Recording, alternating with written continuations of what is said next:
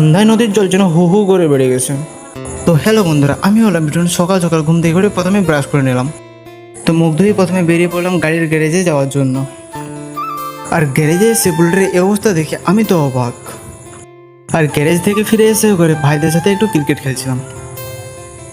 আর এখন সব মশলা টশলা জোগাড় করে বেরিয়ে যাচ্ছি রান্না করার জন্য। আর মশলা পৌঁছে দিতেই শুরু হয়ে যায় রান্না করা। খাওয়া দাওয়া পুরো জমে উঠবে আজকে। আর ওদিকে রান্না বান্না হতে হতে আমি একটু ঘুরে আসি জমির দিক থেকে। আর সারাদিনের ব্যস্ততার পর যখন হাতে চায়ের কাপ আসে তখন সব সমস্যা ঠিক হয়ে যায়। আর সন্ধ্যা হতে আমরা দুজন বেরিয়ে পড়ি নদীর দিকে। আর নদীতে হঠাৎ এত জল বেড়ে যাবে ভাবতেও পারা যায়নি। তো এই ছিল আজকে ছোট্ট মিনি ব্লগ। ভালো লাগলে একটু লাইক করে দিও।